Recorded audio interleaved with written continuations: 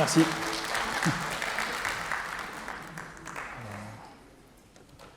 Mesdames, Messieurs, bonjour. Donc, bienvenue à ce 6e cours de l'évolution du climat et de l'océan. Et cette semaine, donc, pour clore cette série,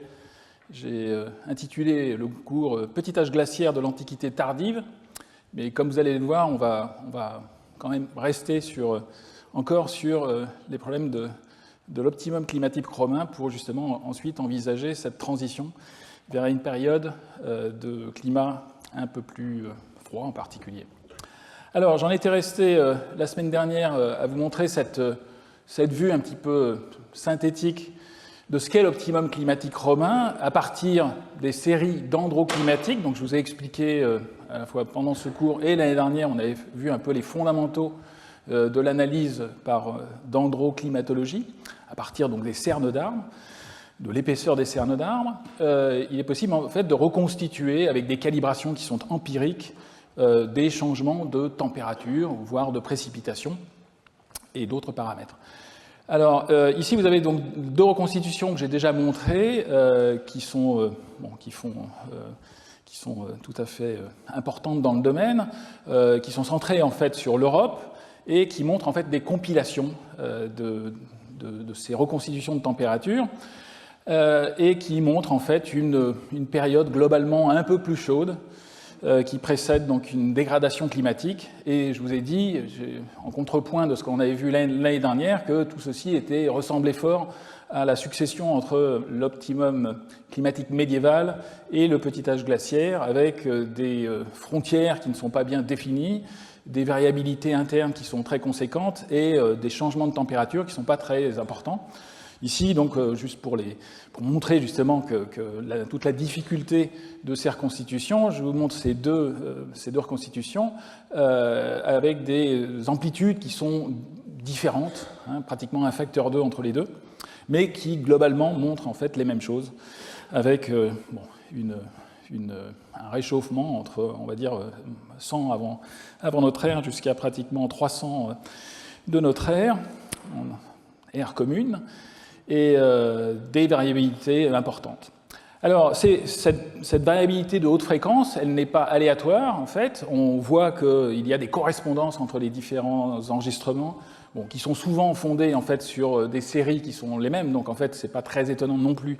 d'y retrouver les mêmes fluctuations, mais il n'empêche il y a des fluctuations importantes, notamment j'avais déjà signalé un coup de froid qui est le coup de froid le plus important des derniers pratiquement 2500 ans pour les températures en Europe, qui correspond à l'année 43 avant le présent. En particulier pour la série qui a été reconstituée par Lutherbacher. Et cette année de 43 avant notre ère, eh bien, elle correspond à un événement tout à fait singulier dans cette série. Et il est,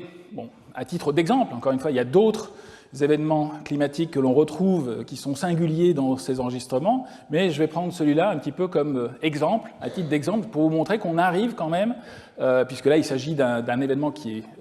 relativement bien documenté, à trouver finalement une cause à cet événement. Alors, pour ne pas trop laisser de suspense, je vous mentionne en fait que cette année-là correspond en fait à une éruption volcanique majeure qui a été finalement redécouverte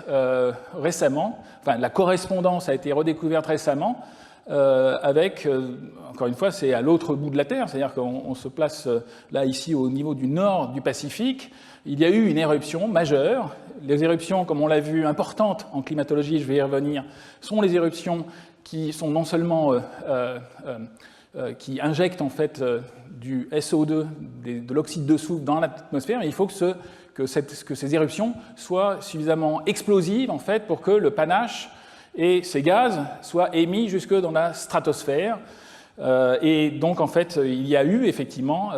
une éruption majeure en 43 avant notre ère d'un volcan situé dans les Aléoutiennes. Le volcan de Lokmok, ici vous avez une petite carte de situation de ce volcan, et cette éruption en fait elle a laissé sa trace dans plusieurs enregistrements, notamment dans les glaces du Groenland, dans des différentes carottes de glace, en particulier la carotte américaine qui s'appelle GISP 2 et la carotte européenne North Grip 2. Et dans ces carottes de glace, ici c'est juste un zoom, il est possible dans ces carottes de glace de compter des couches annuelles avec... il y a plusieurs indicateurs qui varient annuellement, donc on a vraiment une chronologie pratiquement absolue, et il est possible d'identifier la glace qui correspond à chaque année, en tout cas sur les derniers millénaires, c'est tout à fait possible, et d'identifier justement les années une par une. Et ici, vous avez 4 enregistrements justement qui servent à illustrer ce que l'on voit dans les glaces du Groenland. Eh bien, c'est d'une part des taux de particules qui sont très importants, qui correspondent à l'année 43, avec une augmentation de particules fines qui correspondent finalement à des cendres volcaniques.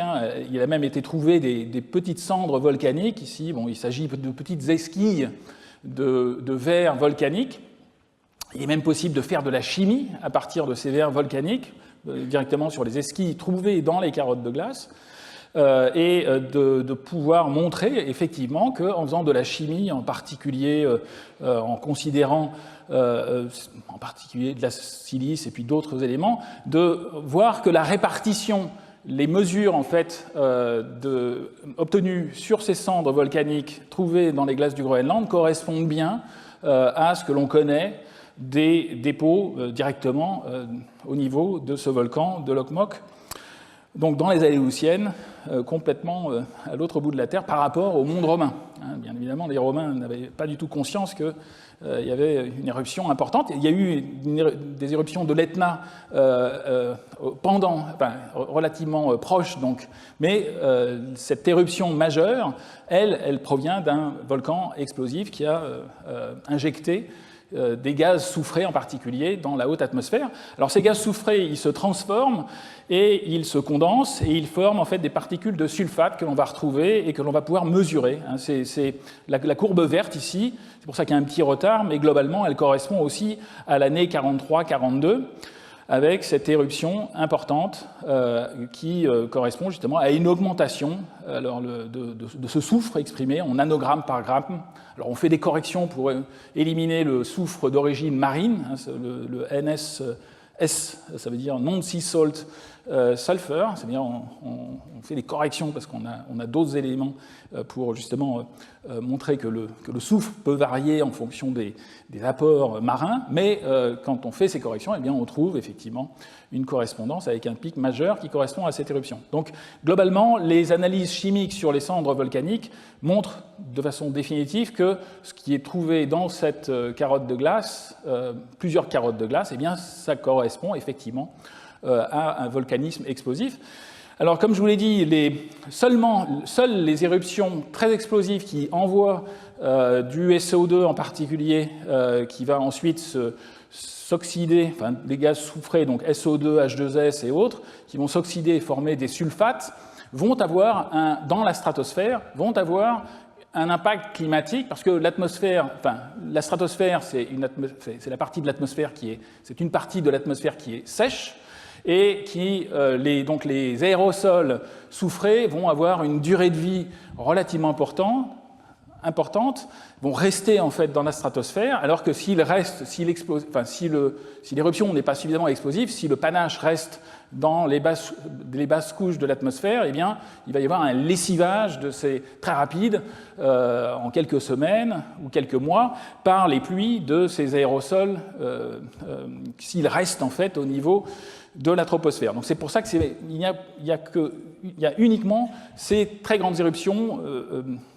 explosives qui pénètrent dans la stratosphère, qui peuvent avoir un impact sur le climat, et l'impact le plus important est en fait un refroidissement, essentiellement lié à l'augmentation de l'albédo. Il y a une réflexion, donc il y a un refroidissement au niveau de la surface du sol. Alors il y a aussi un réchauffement en haute altitude, mais globalement,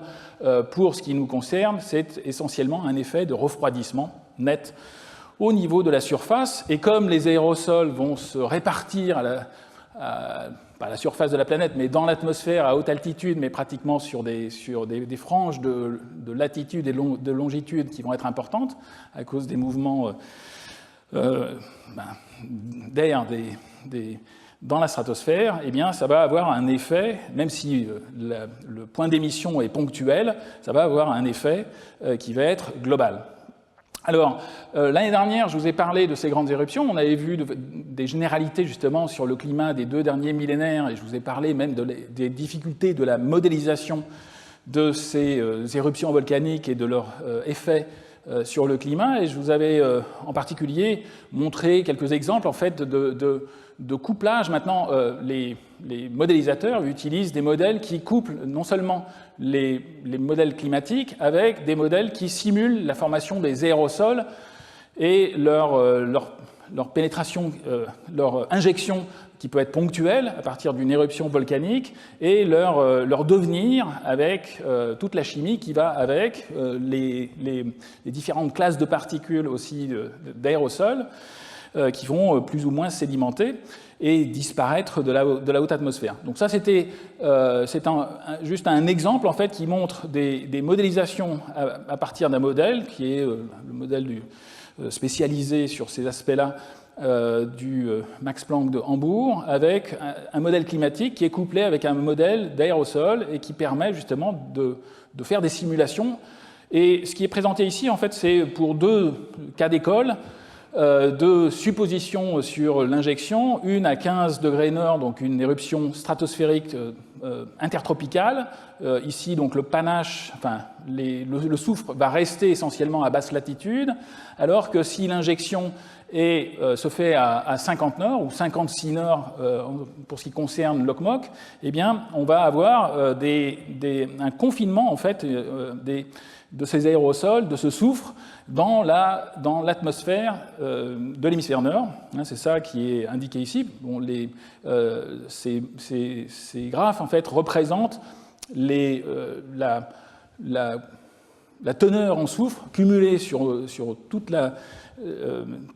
colonne verticale atmosphérique au cours du temps,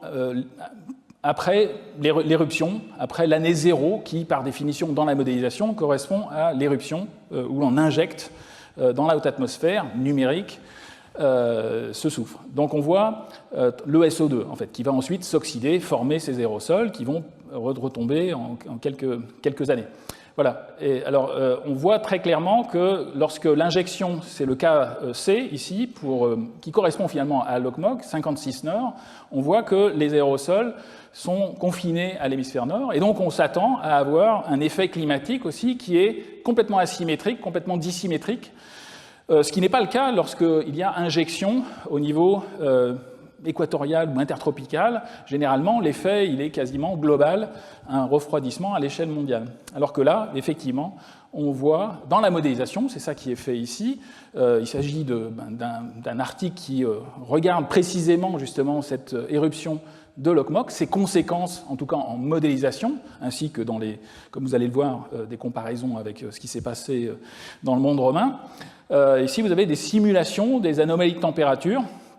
avec, alors là, il ne s'agit plus du modèle du Max Planck, mais un modèle américain,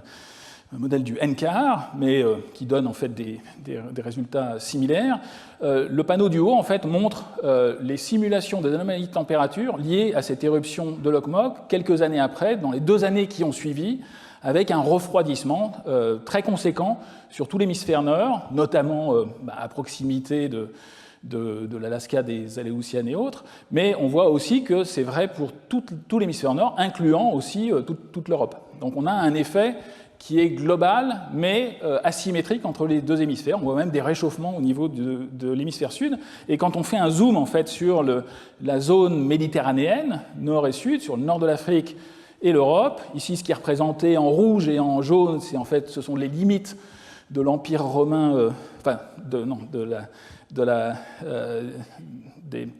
à cette époque, on a essentiellement un effet de température, un effet de refroidissement, une cartographie qui montre un refroidissement pratiquement sur toute la zone méditerranéenne, sur tout le pourtour méditerranéen, en particulier sur les continents. Et il est possible, en fait, de même considérer, faire des moyennes au cours du temps, c'est ça qui est fait dans ces deux graphiques, des moyennes à la fois pour le nord de la Méditerranée et le sud de la Méditerranée, en tout cas le domaine romain, avec essentiellement un refroidissement qui est très abrupt pratiquement partout dans le monde romain. Donc on a un refroidissement qui est très marqué, que l'on voit de façon très nette, qui a forcément eu des conséquences, comme on va le voir, sur l'économie romaine. Un autre paramètre qui est aussi très important pour l'agriculture, notamment, ce sont les anomalies de précipitation. Alors, il est plus difficile, on en a déjà parlé aussi l'année précédente, de la difficulté de la modélisation des précipitations. Donc c'est effectivement ce qui est fait avec le même modèle, c'est-à-dire qu'on a à la fois les températures et les précipitations dans ces simulations, et pour le coup, on voit une augmentation, hein, c'est ça qui est simulé ici, pour les 2 années qui ont suivi l'éruption de Lokmok, on voit une augmentation pratiquement sur le pourtour méditerranéen, encore une fois, mais à plus haute latitude et plus basse latitude, on a une inversion, c'est-à-dire que si on va par exemple au niveau du nord de la Gaule, hein, dans ce cas-là, on a un assèchement, alors que l'augmentation des précipitations est confinée effectivement à l'ère méditerranéenne. Et on voit notamment aussi, ça a son importance, qu'au sud, en fait, en particulier au sud de l'Égypte, très au sud, même au niveau des, comme on va le voir, des sources du Nil, eh bien, une diminution des précipitations.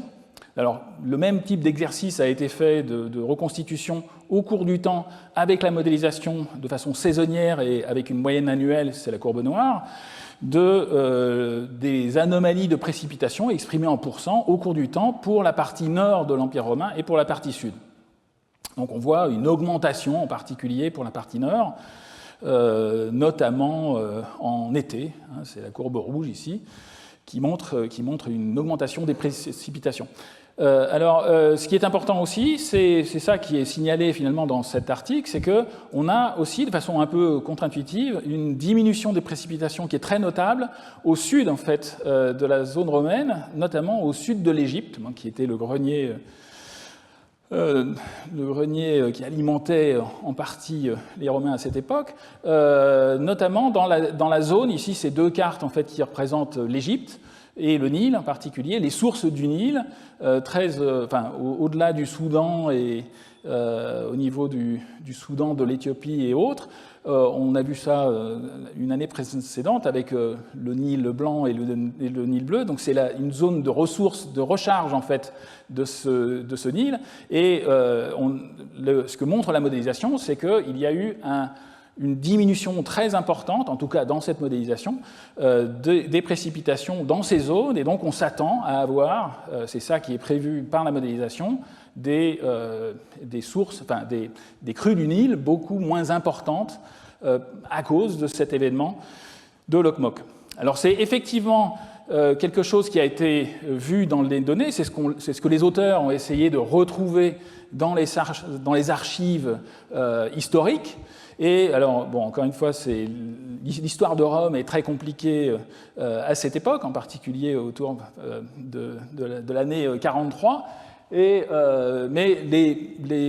les auteurs, en fait, font l'hypothèse que, finalement, l'éruption de Lokmok n'a pas été le déclencheur unique d'événements politiques, en particulier de la transition de la République à l'Empire. C'est vraiment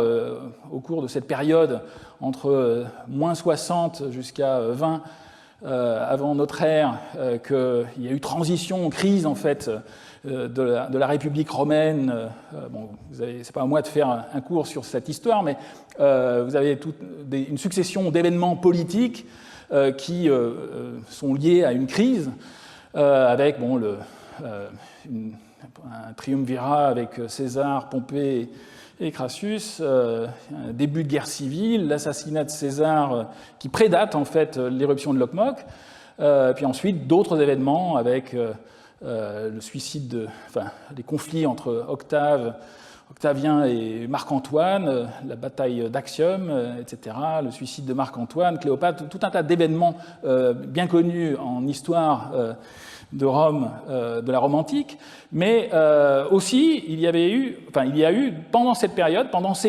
des événements qui sont directement liés à des paramètres climatiques, en particulier des pénuries alimentaires au niveau de Rome, c'est ce que j'ai signalé ici en jaune. Il y a eu aussi des épidémies en Italie, très clairement aussi correspondant à cette date des problèmes au niveau des crues du Nil, donc des famines qui étaient liées à ça, qui sont effectivement enregistrées dans les textes et dans l'histoire de cette région. Et donc il est très clair que même si la transition de la République à l'Empire n'est pas liée à cette éruption, puisque de toute façon un bon nombre de ces événements politiques précèdent l'éruption de Lokmok. L'éruption de Lokmok n'a fait que contribuer à certaines pénuries, à certains problèmes, en particulier au niveau de l'agriculture à Rome et ailleurs, et notamment au niveau du grenier qui était constitué par l'Égypte à cette époque. Et donc l'hypothèse de ces chercheurs est que ça a contribué. Ils reconnaissent qu'il y a une grande difficulté à essayer de quantifier l'effet précis de cette éruption de Lokmok, mais que ça a contribué, avec d'autres effets politiques, internes, sociaux, à cette crise de la République romaine qui ensuite est devenue un empire, et du côté égyptien, du côté de l'Est, avec une fusion, avec une annexion de l'empire, du royaume lagide, du royaume ptolémaïque. Et donc, c'est clair que ces collègues paléoclimatologues et géochimistes avançaient en terrain un petit peu miné, et à la suite de leur article, ça n'a pas traîné. Il y a eu des critiques ici d'un historien, d'un économiste et d'un historien qui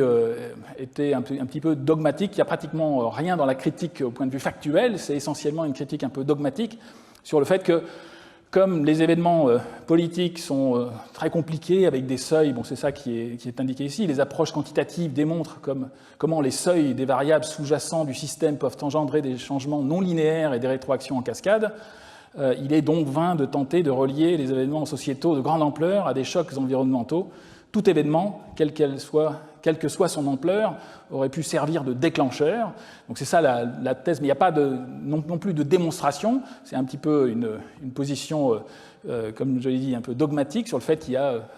une quasi-impossibilité de quantifier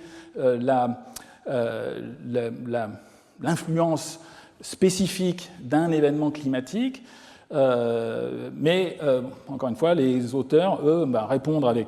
avec flegme en disant que, en fait, ils proposent rien d'autre que la démonstration d'un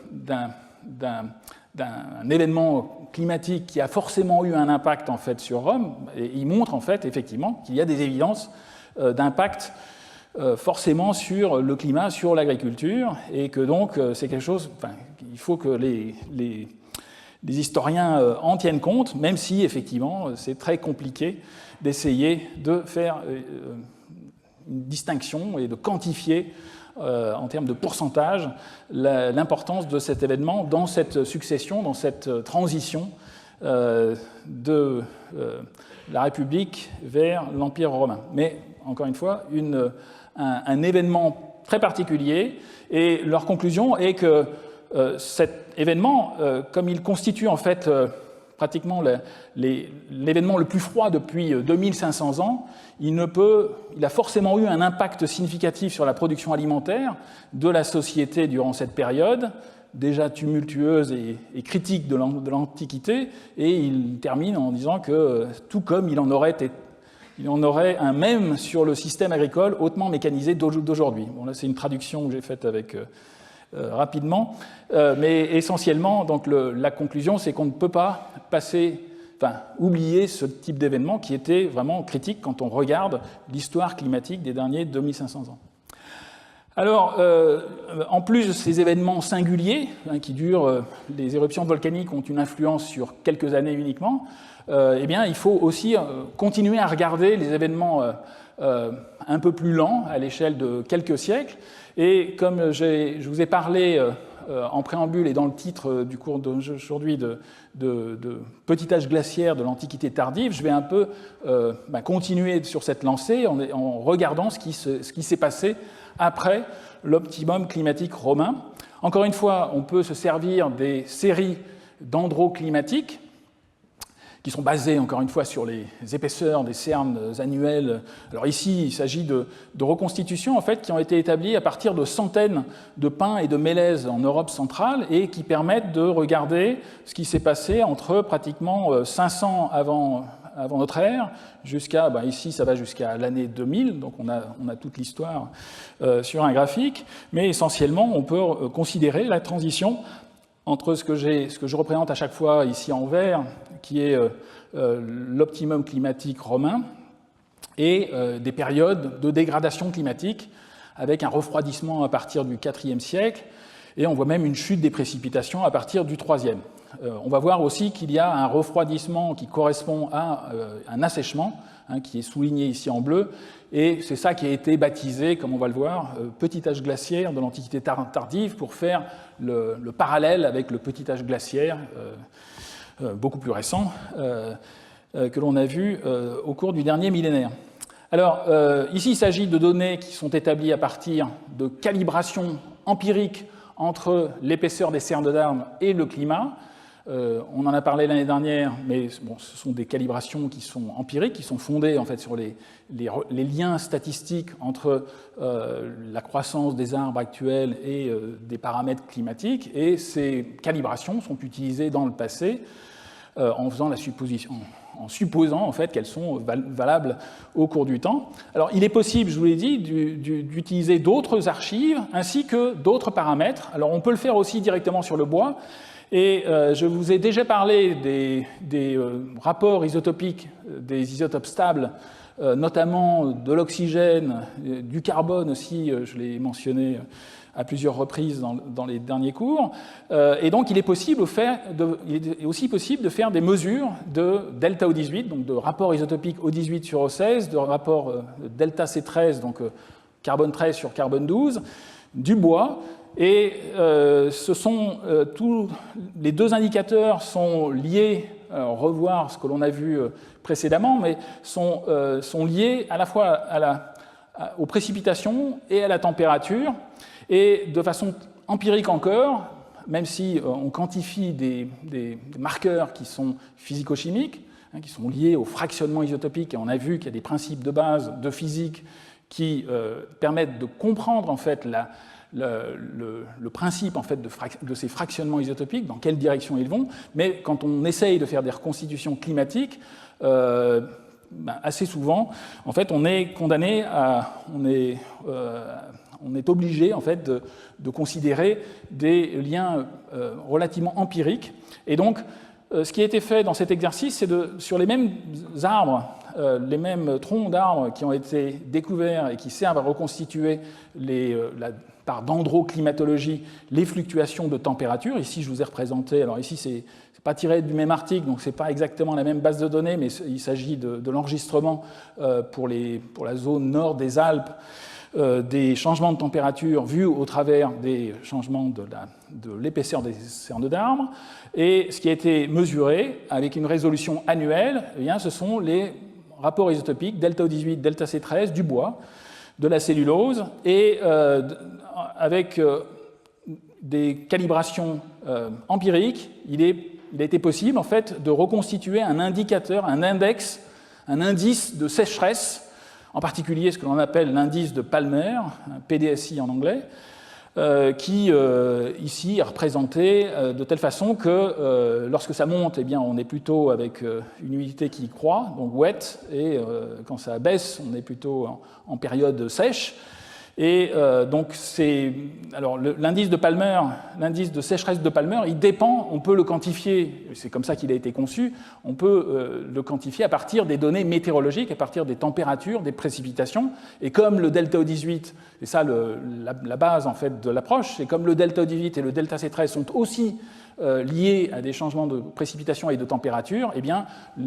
quand on fait des corrélations statistiques empiriques, eh bien, en combinant le delta O18 et le delta C13, on arrive à retirer une variabilité qui est corrélable avec l'indice de sécheresse de Palmer. Donc c'est ça le jeu qui a été fait par ses collègues, avec, encore une fois, des incertitudes qui sont inhérentes justement à ces approches empiriques et statistiques. Donc globalement, on retrouve encore une fois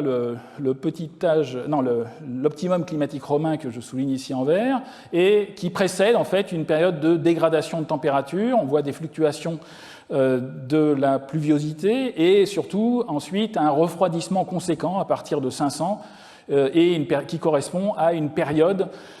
relativement sèche. C'est ce qui est indiqué ici en anglais, donc drought en anglais, et globalement, cette période, elle est appelée en anglais l'ALIA, pour Late Antique Little Ice Age, qui en français est le petit âge glaciaire de l'Antiquité tardive, donc je vais à chaque fois indiquer le terme de paga sur les planches. Mais donc c'est un événement qui est beaucoup moins long que le petit âge glaciaire du dernier millénaire, mais globalement, c'est une période plus froide et plus sèche, et qui fait la transition, qui est différente justement de cet optimum climatique romain, et les deux étant placés en contrepoint l'un de l'autre. Alors pourquoi ce qui est important aussi, c'est de considérer les causes, et c'est ça qui est fait dans ce type de graphique. Alors encore une fois, on peut le faire avec la modélisation, puisqu'on peut introduire les forçages climatiques dans les modèles,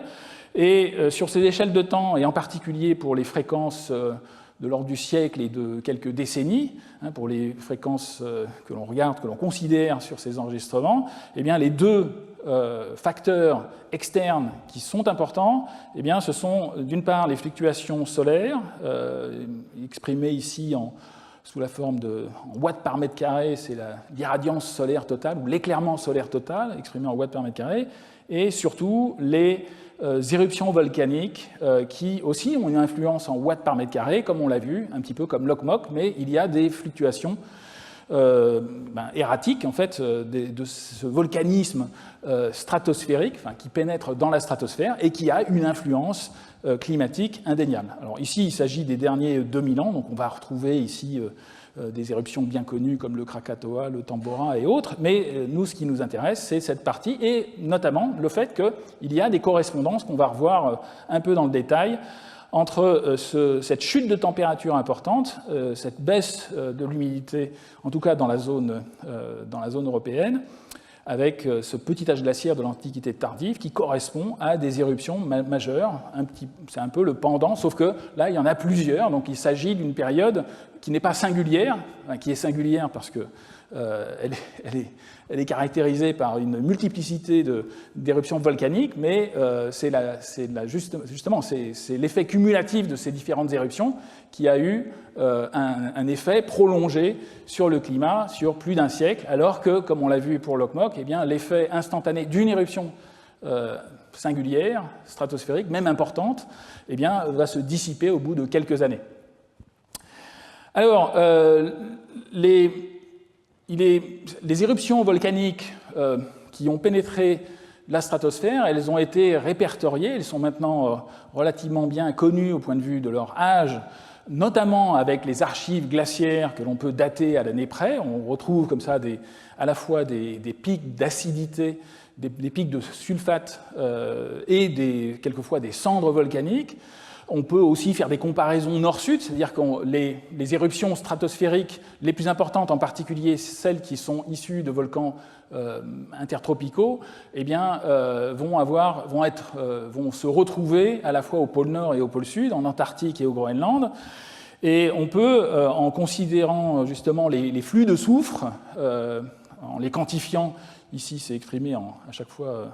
ici en téragrammes de soufre, on peut faire une cartographie au cours du temps en fonction des latitudes des différentes éruptions majeures qui donc ont eu une influence sur le climat. Alors pour la partie récente, on retrouve celle que j'ai déjà mentionnée, donc le Tambora. On aurait les dernières qui étaient bien connues, mais en fait, ce qui est important sur ce graphique, c'est qu'on peut maintenant faire la distinction entre les différentes latitudes, donc reconstituer les flux de soufre pour les différentes éruptions intertropicales importantes, qui donc vont avoir un effet pratiquement à l'échelle globale, les éruptions qui ont impacté plutôt les hautes latitudes ou les basses latitudes, et dans ce cas-là, on s'attend plutôt à un effet dissymétrique, comme on l'a vu pour l'Okmok. Et ce qui est vraiment significatif, c'est de voir que la période de l'optimum climatique romain, au moins le cœur, en fait, correspond à une période pratiquement sans éruption volcanique. C'est ça qui est indiqué ici. Roman Quiet Period, il n'y a pratiquement pas d'éruption volcanique majeure intertropicale pendant toute la période entre moins 100 et plus 100. Donc c'est quelque chose qui a contribué, cette absence de volcanisme. Alors on peut le quantifier avec la modélisation, mais au premier ordre, c'est ça qui est responsable effectivement de ce réchauffement important, qui est somme toute assez discret quand même, mais qui est quantifiable à l'échelle de plusieurs siècles. Voilà. Donc un impact important. Alors maintenant, quand on regarde ce qui s'est passé autour du début justement de ce petit âge glaciaire de l'Antiquité tardive, eh bien ça débute avec des éruptions vers 536-540, et ces éruptions, on va voir qu'elles correspondent à des éruptions dont on n'a pas identifié les volcans. C'est ça qui est indiqué sur ce graphique. On va voir qu'on a encore des volcans qui sont bien caractérisés au point de vue de leur flux de soufre. On peut savoir même si ce sont des volcans plutôt situés à haute latitude ou à basse latitude, mais pour l'instant, l'événement qui a débuté justement ce petit âge glaciaire de l'Antiquité tardive, il y a deux grosses éruptions majeures, une en 536 et l'autre en 540. Pour l'instant, ces deux éruptions ne sont pas identifiées. On a cru à un moment que c'était une éruption au Salvador, l'éruption de l'îlot Pango, mais en fait, des données assez récentes en fait, montrent que cette éruption a eu lieu avant, en 431. Donc, c'est une science qui avance, et pour l'instant, on n'a toujours pas identifié ces volcans, mais bon, ça n'empêche pas de pouvoir faire des considérations climatiques sur les flux de soufre et leur impact sur le climat. Alors, il est aussi intéressant de voir que on peut aussi faire des comparaisons entre les séries dendroclimatiques pour différentes zones géographiques. C'est ce qui est fait, et en particulier pour mettre en évidence des changements à très grande échelle, pour montrer que ce changement du petit âge glaciaire de l'Antiquité tardive n'est pas uniquement centré sur l'Europe. Alors c'est ce qui a été fait justement par ces auteurs qui ont comparé à la fois des séries dendroclimatologie pour la zone européenne, le nord des Alpes, avec des deltas de température, c'est la courbe que je vous ai déjà montrée. On retrouve ici les différents forçages volcaniques et solaires. Et ils sont allés aussi en Asie, dans l'Altaï, pour récupérer des arbres et faire le même type d'études et montrer qu'en fait, on avait aussi le même type de comportement avec une période relativement chaude qui correspond à la période romaine et une dégradation climatique significative à partir de 530, 540, qui est complètement synchrone. Donc on a des connexions climatiques entre ces deux zones géographiques. Alors ces deux zones géographiques, on peut essayer de comprendre en fait cette corrélation entre les deux zones grâce à la modélisation. En fait, c'est ce qui a été mis en évidence dans des exercices de modélisation qui montrent en fait qu'il y a un couplage climatique entre les deux régions. Alors, c'est vu à la fois avec des modèles climatiques et avec des données météo, où on essaye de regarder les corrélations croisées entre les deux zones géographiques, pour le dernier siècle en fait, c'est avec les données instrumentales, et essentiellement le couplage climatique entre les deux zones, donc le fait que l'on s'attende à retrouver des changements de température aux échelles interdécennales qui sont similaires est liée à l'existence en fait d'ondes atmosphériques dans la haute troposphère qui modulent en fait la présence d'anticyclones en été. Et c'est ça qui explique, en tout cas dans la modélisation, les corrélations comme ça spatiales à grande échelle. Donc on a de bonnes raisons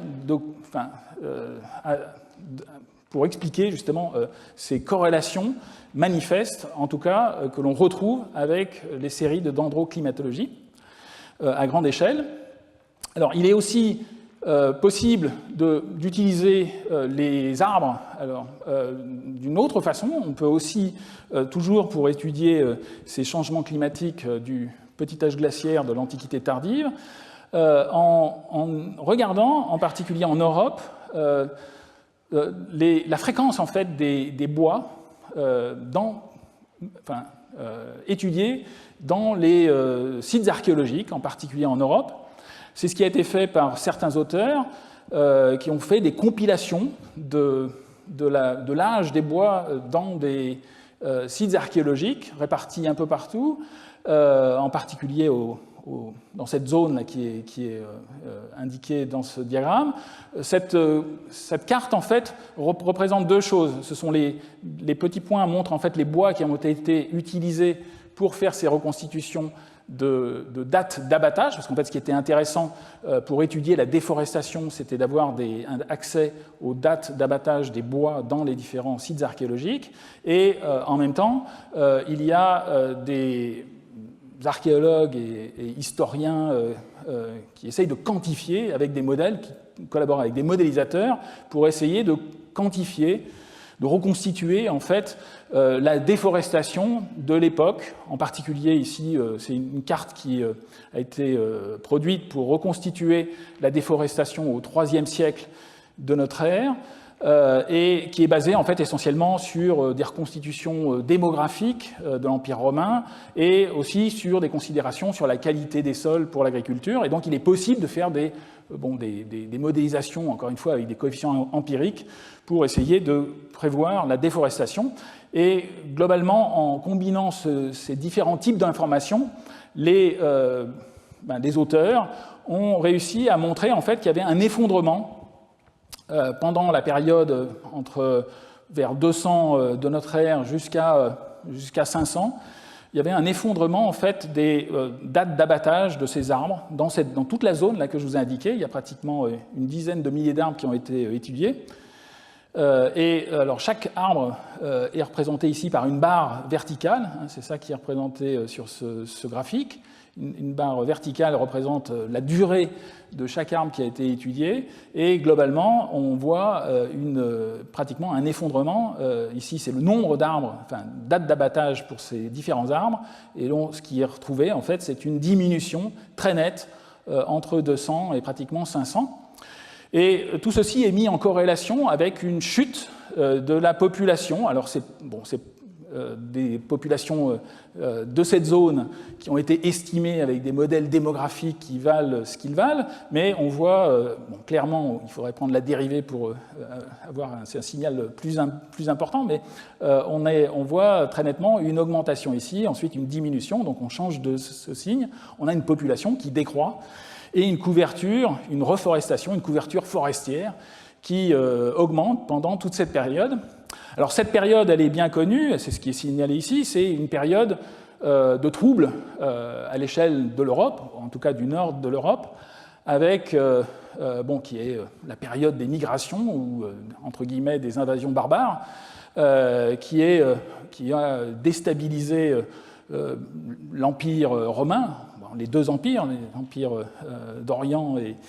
et d'Occident. Bon, ici c'est juste une vue très imagée et très résumée de ce qui s'est passé. Donc c'est une période en fait de déstabilisation et de migration à grande échelle qui a commencé en fait au IIIe siècle avec des mobilités croissantes de peuples germaniques, hein, comme les Goths, les Alamans, les Francs. il y a aussi des peuples nomades comme les Sarmates. Et puis ensuite, à la fin du IVe siècle, histoire bien connue, bon ici c'est une représentation imagée du XIXe siècle qui bien évidemment est caricaturale, comme on va le voir, mais qui représente en fait l'arrivée des Huns qui vont encore plus déstabiliser l'ensemble, toute la zone, et qui a entraîné des migrations avec un phénomène de domino. Alors les Huns, ils franchissent la Volga vers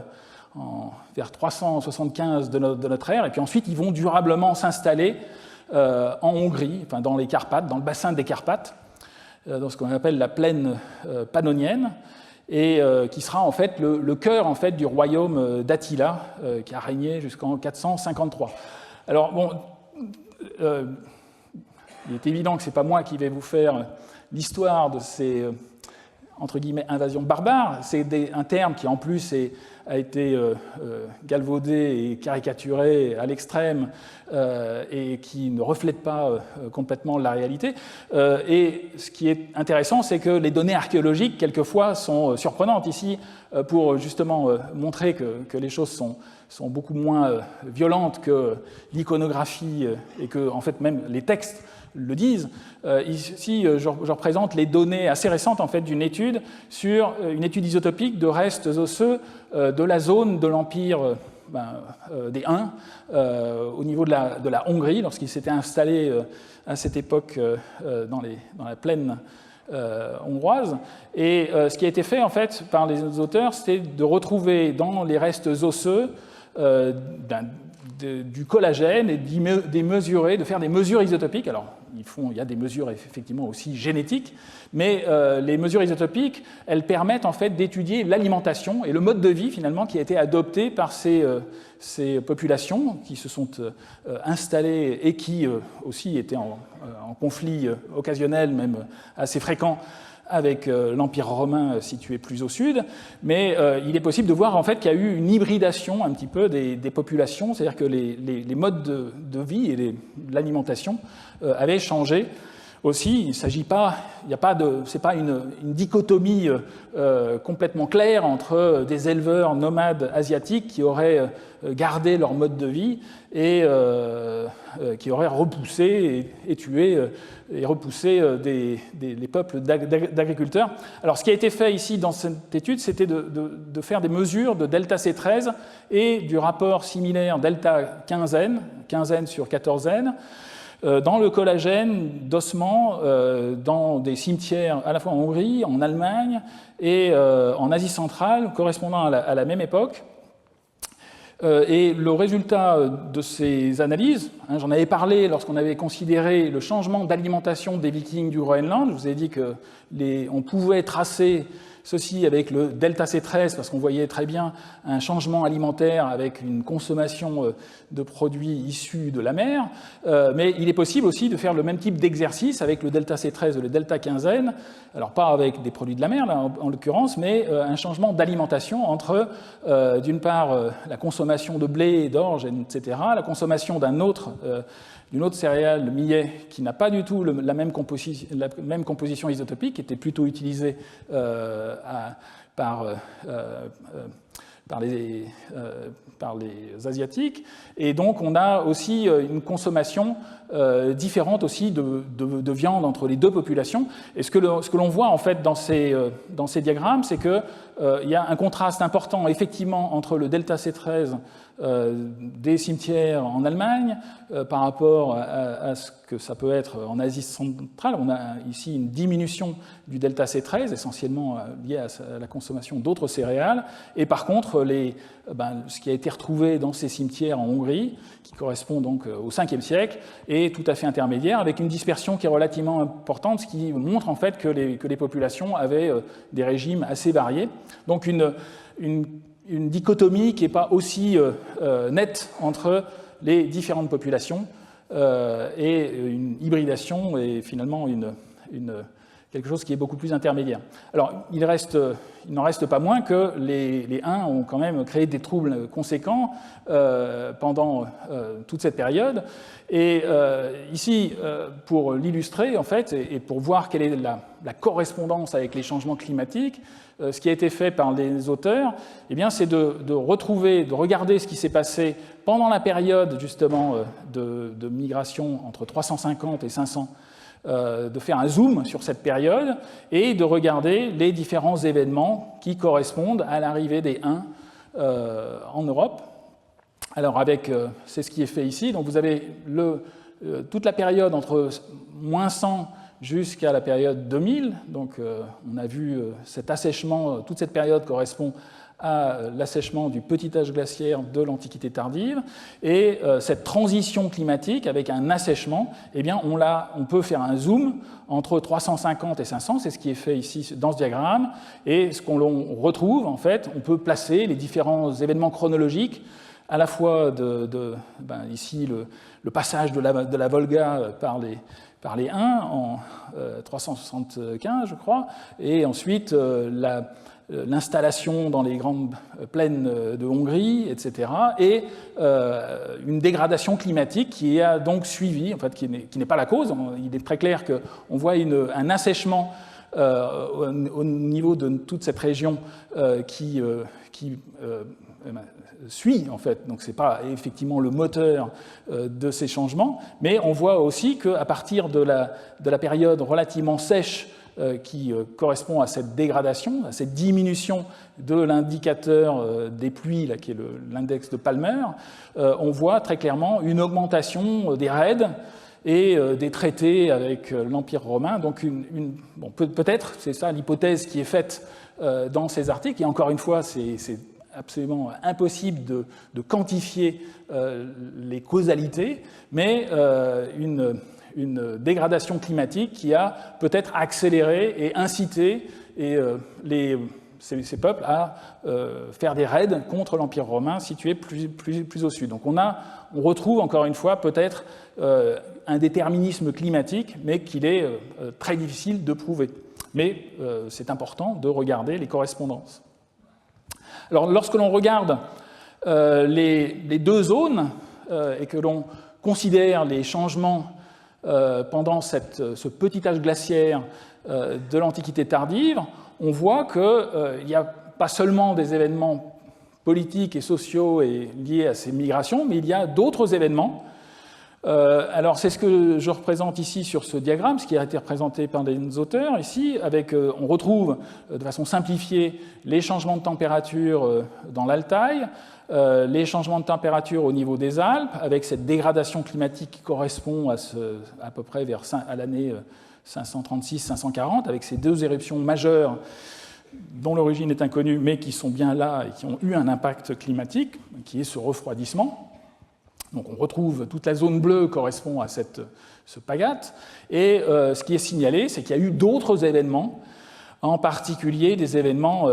sur la zone européenne, avec notamment ce que l'on appelle la peste justinienne. On va regarder un petit peu de détails justement sur cet événement qui a eu des conséquences importantes pour l'Empire romain, qui à l'époque était divisé. Bon, c'était l'Empire byzantin. Il n'y avait plus que cet empire, l'Empire d'Orient. Et tout ça pour dire que la peste a vraiment durement frappé l'empire de l'empereur de l'époque, Justinien. Alors, elle est appelée justinienne essentiellement parce que l'empereur qui était installé à Constantinople a probablement contracté la maladie, la peste, et en fait n'en est pas mort, mais c'est un événement qui, comme on va le voir, a eu un impact sur la population importante. Alors, c'était une époque qui était relativement tardive, donc de l'Antiquité tardive, avec cet empire romain d'Orient, empire byzantin. Mais Justinien a été finalement le dernier grand empereur, enfin le dernier empereur expansionniste. Il a même tenté en fait de rétablir l'unité de l'Empire romain, c'est ce qui est symbolisé ici, c'est une carte en fait qui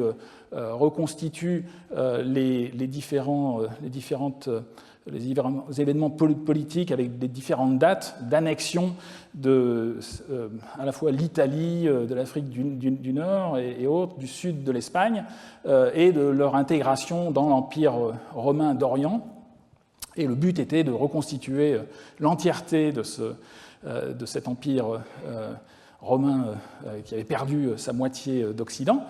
Alors cet empereur Justinien, il est aussi connu pour avoir décidé en fait de construire la basilique Sainte-Sophie à Istanbul maintenant, à Constantinople. Donc il est représenté ici. Et on a beaucoup en fait, de données sur cette peste qui a débuté pratiquement vers 540. Alors ici, c'est un diagramme qui est tiré de publications assez récentes qui montre en fait ce que l'on connaît avec des dates, des différents sites archéologiques où on a retrouvé à la fois des sépultures et des preuves en fait.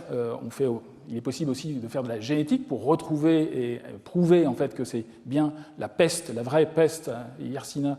pestis, avec cette bactérie tout à fait caractéristique, dans différentes zones du monde, romain en particulier, avec une propagation d'est vers l'ouest, qui est partie en fait d'Asie centrale, parce que la région d'endémisme en fait de cette peste, elle est en Asie centrale. Et alors, à l'heure actuelle, il y a encore des controverses, des débats pour savoir comment elle est passée vers l'Empire romain, mais il est apparemment indéniable qu'elle est passée par l'Égypte. Et qu'elle n'est pas venue directement en ligne droite est-ouest depuis l'Asie, mais qu'elle est passée finalement par l'océan Indien, la mer Rouge, pour arriver en 541 au niveau de l'Égypte, qui était partie intégrante en fait, de l'Empire romain à cette époque, et l'on retrouve ensuite avec des datations différents sites qui ont été affectés. On en a aussi en France. Ici, ça c'est une carte du sud de la France, avec des sites, en particulier Lunel-Viel, Arles, ici, 543, etc. Donc une contamination très rapide de cette peste de Justinien qui a beaucoup affecté les populations. Alors il y a des estimations de dizaines de millions de morts avec cette pandémie, mais les chiffres en fait sont très controversés. Et globalement, il y a aussi beaucoup de travaux qui ont été réalisés et des controverses, des débats pour savoir comment elle est passée en fait de la zone de l'Asie centrale vers le sud. Alors ce qu'il faut avoir en tête, c'est qu'à cette époque, il y avait un empire, l'empire des Huns blancs, ou l'empire Hephthalique, qui était installé pratiquement depuis la zone de l'Asie centrale jusqu'à la mer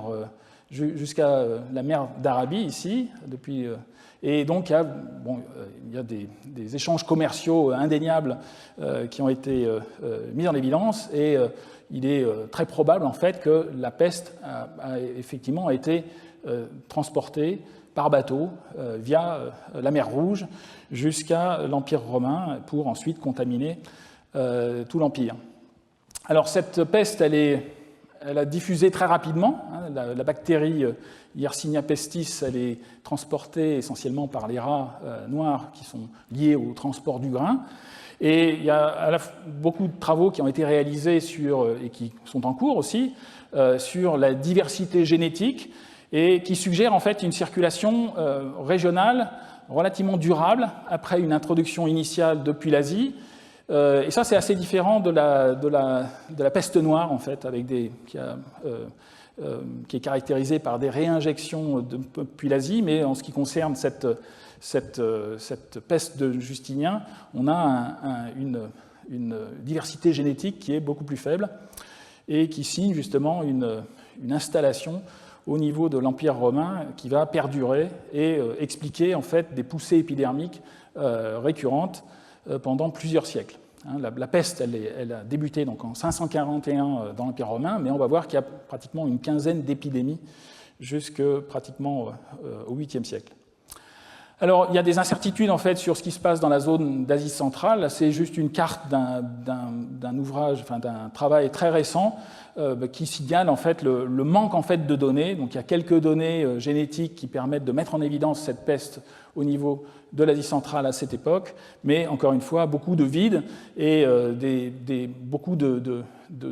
sites ne sont basés que sur des suppositions. Il y a effectivement des preuves sur certains sites qui sont représentés ici en noir de la présence de peste, mais pour ce qui concerne toute l'Asie centrale, il y a encore beaucoup d'incertitudes et donc de recherches à faire, en particulier pour expliquer la connexion et la documenter, surtout entre le Nord et l'océan Indien. Alors pour revenir au problème du climat, il y a une correspondance, une corrélation. Alors une corrélation ne veut pas dire causalité, mais encore une fois, on voit très clairement que la peste, cet événement, commence avec cet événement de changement de température pendant le petit âge glaciaire de l'Antiquité tardive, assez rapidement, donc c'est la peste de 541, qui donc suit finalement les éruptions volcaniques et ce refroidissement lié aux éruptions de 536 et 540, et ensuite des poussées épidermiques. Il y a une quinzaine ou une vingtaine de vagues épidémiques jusque pratiquement ici, jusqu'à l'année 767, qui sont représentées ici par les points noirs. Donc on est à la recherche en fait d'une compréhension de la relation entre ces différentes épidémies, de ces différentes poussées épidémiques et les changements climatiques. Bon, pour l'instant, on n'a pas la compréhension des choses est relativement limitée. Ce qui est important, c'est que l'impact en fait potentiel du climat sur la peste est extrêmement compliqué. Alors c'est ça qui est représenté en fait sur ce diagramme. Qui résume un petit peu les choses. Le cycle épidémique en fait, est complexe parce qu'en fait, il est constitué finalement de 3 cycles emboîtés, ayant chacun des éléments qui sont sensibles au climat. On a à la fois un cycle enzootique avec un réservoir de peste avec des rongeurs, en particulier les gerbilles d'Asie centrale qui sont résistantes à la peste, et donc on a un cycle quiescent avec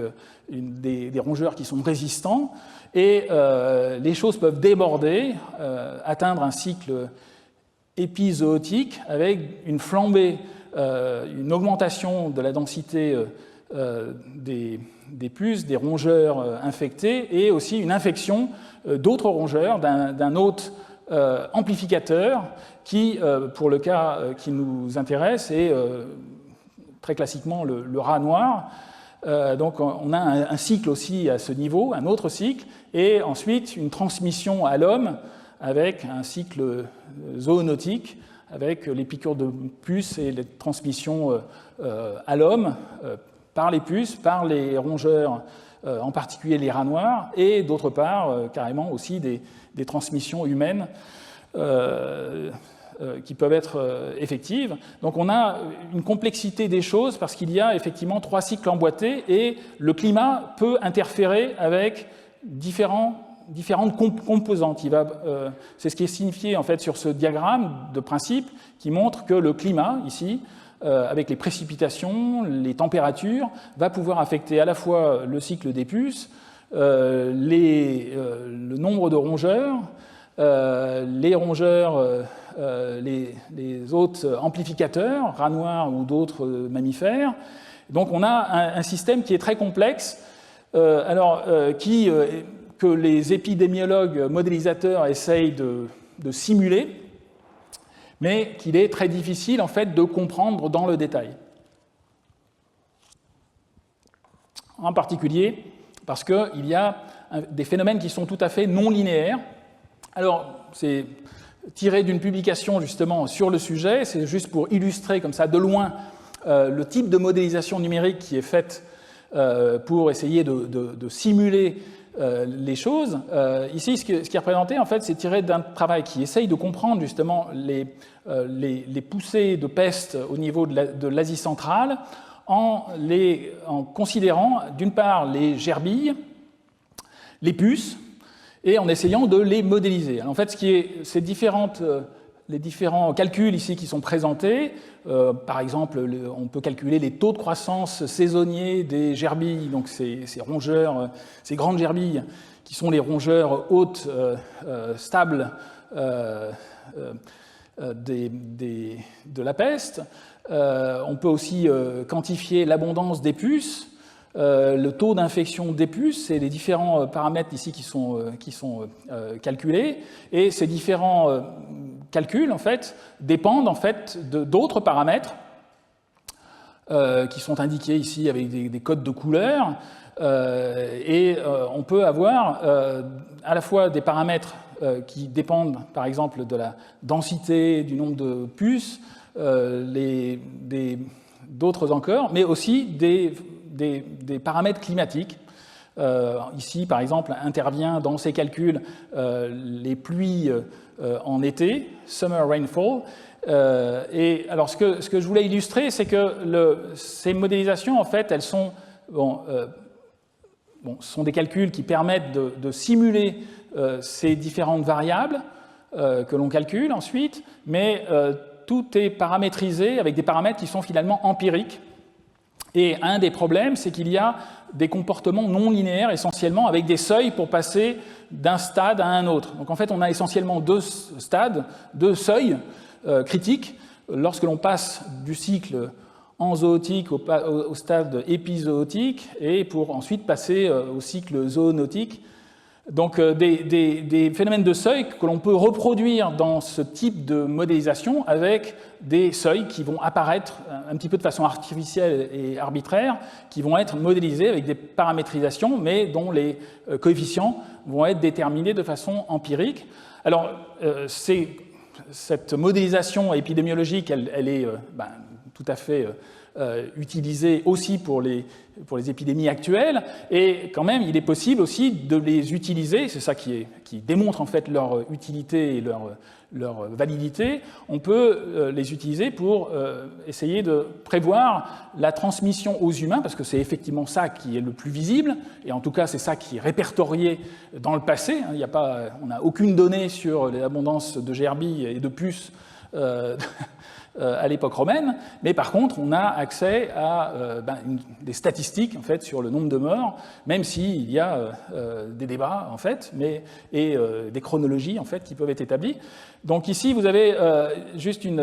un exemple qui montre que le même type de modélisation peut être utilisé pour regarder les épidémies des derniers 60 ans en Asie centrale et de voir la transmission donc, aux hommes, c'est ça qui est indiqué ici sur ce diagramme, en comparaison avec des vraies données donc, qui valident finalement la modélisation. Alors ce qui est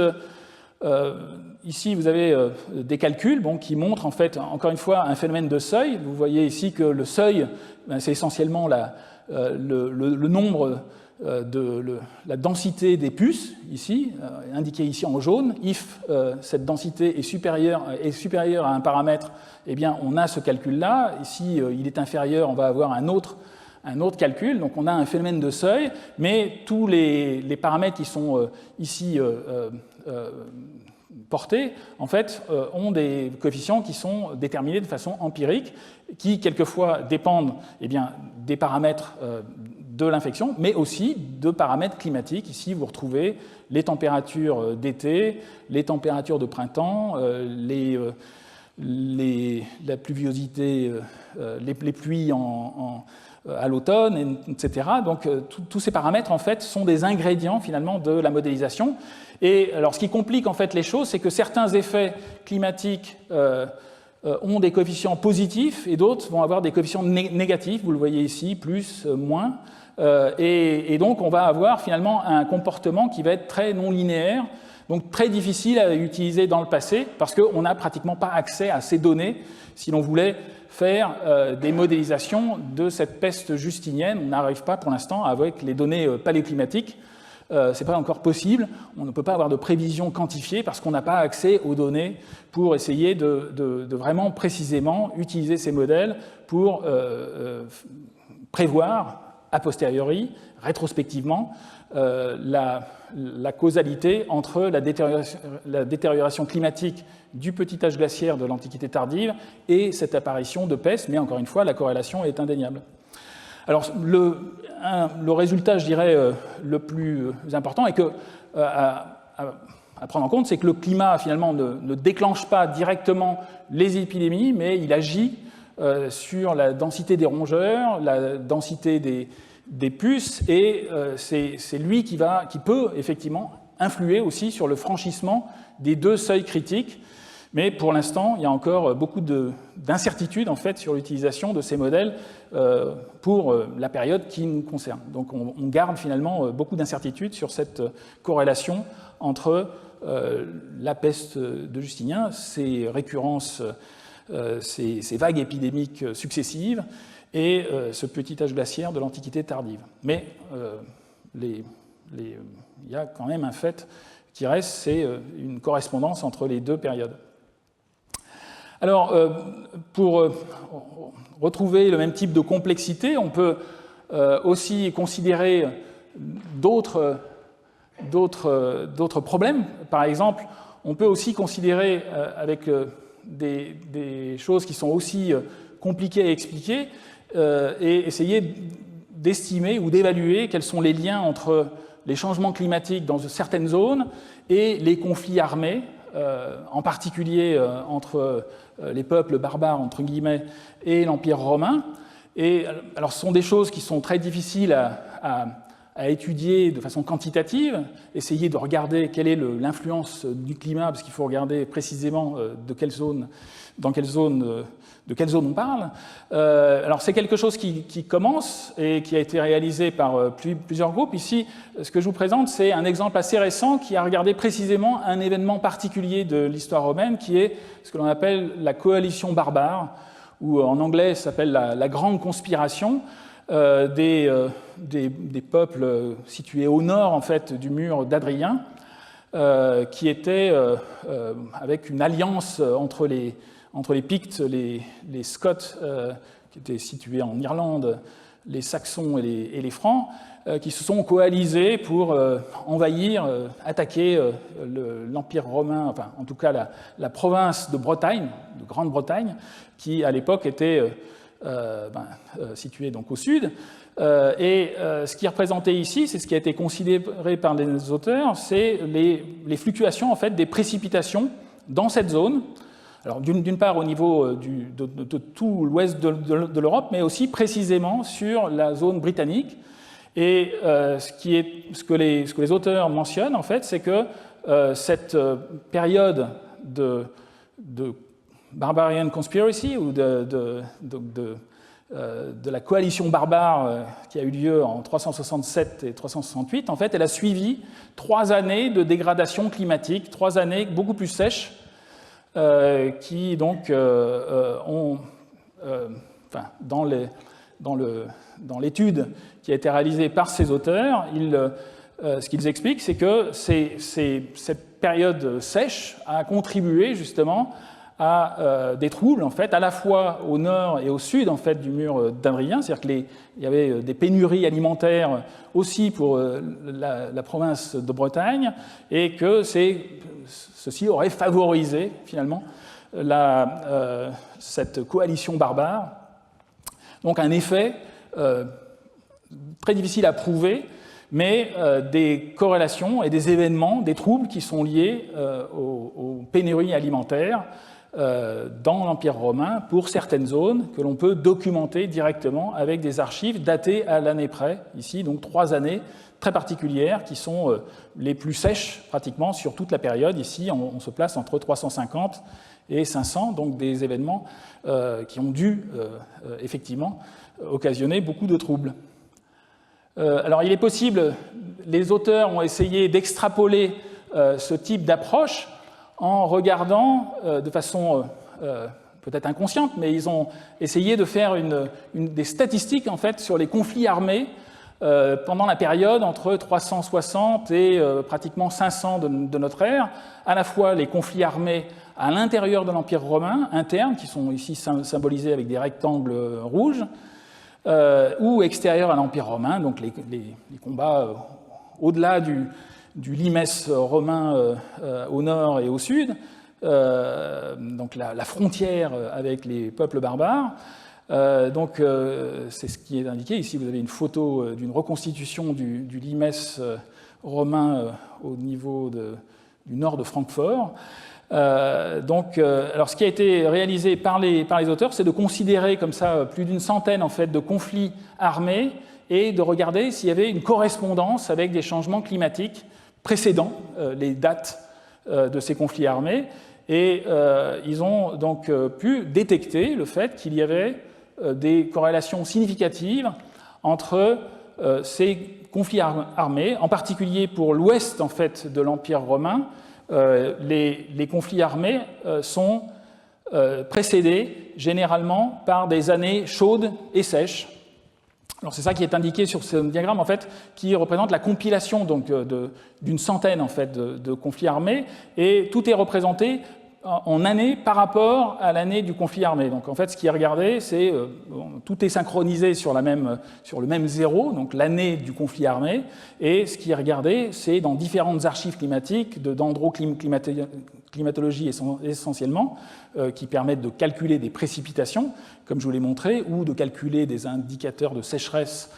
comme l'index PDSI. Et ce qui est montré dans ce diagramme, c'est que les quelques années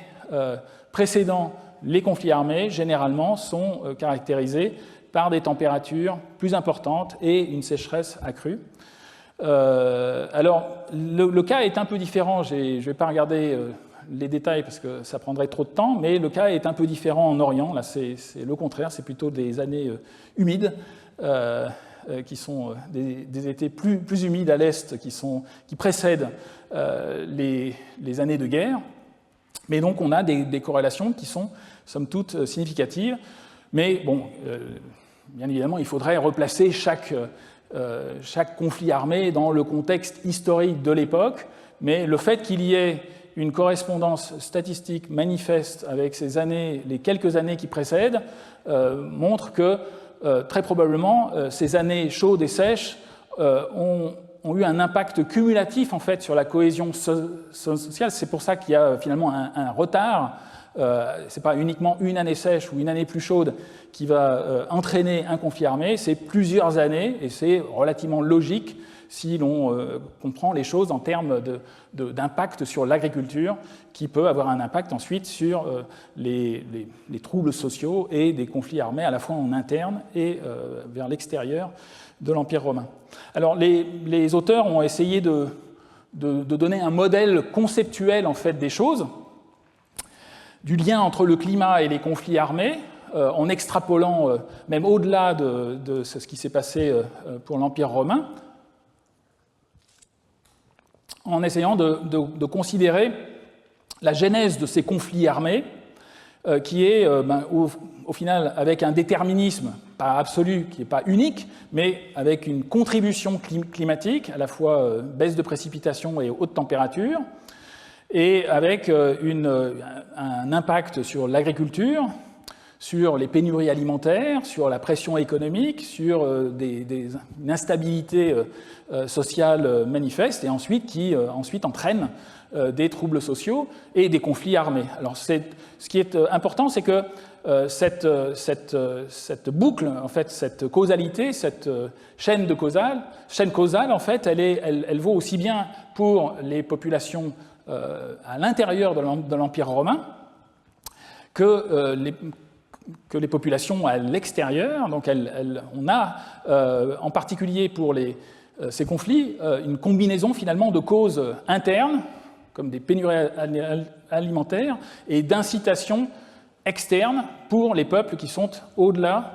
de l'Empire. Donc il faut considérer finalement les deux pour comprendre en fait ces événements, ces troubles sociaux et ces conflits armés, mais le fait qu'il y ait des corrélations manifestes indique que le climat a probablement contribué. Mais à chaque fois, il faut effectivement considérer les choses de façon précise.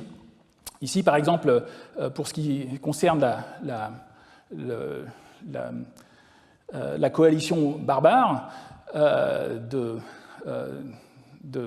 en Angleterre, enfin au nord de l'Angleterre, au nord du mur d'Adrien, il y a à la fois une combinaison d'un impact en fait sur l'agriculture de ces populations, mais aussi un effondrement de l'agriculture au niveau de la province de Bretagne, qui peut donc expliquer aussi l'attractivité, enfin, ou l'incitation à venir envahir un pays, enfin, ou une zone qui est relativement affaiblie. Donc c'est ça en fait qui est important, c'est qu'il y a à la fois des incitations externes, une attraction externe, c'est ce qui est appelé le pull factor, attraction externe, et d'autre part des problèmes internes, répulsion interne, push factor, qui vont donc conduire une population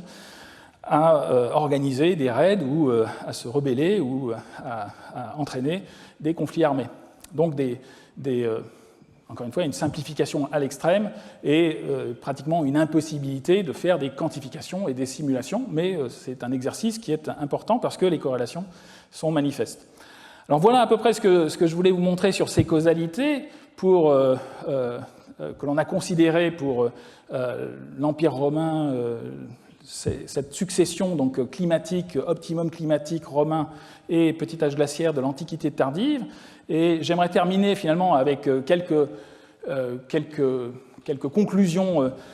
sur cet essor et cette chute de l'Empire romain. Donc, comme je vous l'ai dit en préambule, ce n'est pas moi qui vais vous faire le détail en fait, de tout ce qui s'est passé et qui explique toutes les explications qui ont été proposées pour expliquer cette chute de l'Empire romain d'Occident en particulier, parce que l'Empire byzantin a perduré jusqu'au Moyen-Âge. Mais donc on a vu qu'il y avait dans la littérature beaucoup de causes qui ont été proposées, invasion de barbares, division sociale, guerre civile, la religion, le christianisme est intervenu aussi, les grandes épidémies, donc je vous ai parlé de la peste, il y a aussi un déterminisme climatique, je n'ai pas parlé de la pollution en plomb, mais ce sont aussi des choses qui sont envisagées, les problèmes de crise budgétaire liés au coût militaire de l'expansion, et on a vu que les variations climatiques à différentes échelles spatiales et temporelles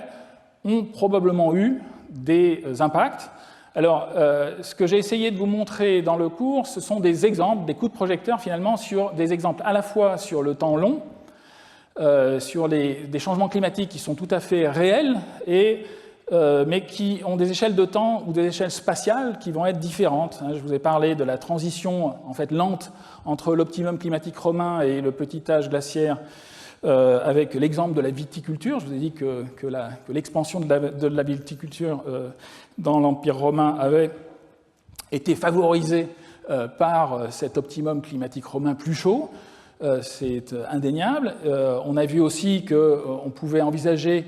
des impacts pour certains événements extrêmes. On l'a vu aujourd'hui, par exemple, avec l'éruption de 43 avant notre ère. C'est quasiment impossible de savoir si il y a une causalité absolue et comment la quantifier, mais c'est indéniable que cet événement climatique tout à fait majeur a forcément eu un impact, et c'est ça qui est aussi enregistré dans les archives historiques, un impact sur des famines et sur des problèmes de pénurie alimentaire, à la fois dans l'Empire romain et en Égypte. Donc il est clair qu'il y a une contribution de l'événement climatique aux troubles de l'époque. Et on a vu, et c'était le troisième exemple, je voulais aussi vous montrer que quand on essaye de faire ce type d'exercice, en particulier avec l'Empire romain, une des grandes complexités, c'est qu'on a un empire qui est très étendu au point de vue géographique, donc il faut s'occuper du climat, mais sur une zone géographique qui peut avoir des changements qui vont être contraires. On a vu que, par exemple, on peut avoir un assèchement au sud de l'Égypte et une augmentation de l'humidité au nord, mais il faut même aller encore plus loin. On est obligé aussi de considérer des téléconnexions climatiques à très grande échelle, c'est-à-dire qu'il faut aussi regarder ce qui se passe de l'autre côté de la Terre, et en particulier pour comprendre la peste de Justinien et les autres événements, et les autres récurrences à partir de 541, il faut considérer l'impact climatique aussi sur l'Asie centrale Et il faut aussi considérer, quand on regarde justement les invasions par les peuples extérieurs aux frontières de l'Empire romain, il faut aussi regarder les conditions climatiques et ce qui a pu motiver les migrations à ces époques pendant cette grande période de migration qui a suivi justement cet optimum climatique romain. Voilà, c'était à peu près les conclusions que je voulais vous donner pour ce cours. J'en ai terminé pour cette année. Donc je vous remercie encore de votre attention et je vous invite à suivre la suite l'année prochaine. Et en attendant, en fait, je voulais vous signaler aussi que nous aurons un séminaire, un colloque en fait, qui va être organisé cette année sous la forme de 2 jours que je fais en collaboration avec Alessandro Morbidelli et qui va être dédié, c'est un colloque en fait sur 2 jours qui s'intitule La Terre, une planète dynamique, qui est un hommage aussi à un collègue qui est décédé récemment, qui était professeur ici même, Xavier Lepichon. Donc un colloque de 2 jours organisé avec Alessandro Morbidelli, que vous connaissez bien, on va parler de la Terre. On va aller même au-delà de la Terre, parce qu'on va parler de planétologie, de géodynamique globale, de sismique aussi, de tremblements de terre, et aussi de déterminisme climatique, enfin de changement climatique sur des échelles de temps relativement importantes. On regardera l'influence en particulier de la dérive des continents sur les climats anciens, à la fois les changements paléogéographiques ainsi que les changements de gaz à effet de serre sur des constantes de temps beaucoup plus longues. On considérera aussi le volcanisme parce qu'il y a eu effectivement des périodes pendant lesquelles le volcanisme a été plus important et finalement les mêmes types de modélisation vont pouvoir être envisagés dans les 2 cas. Voilà, je vous remercie de votre attention.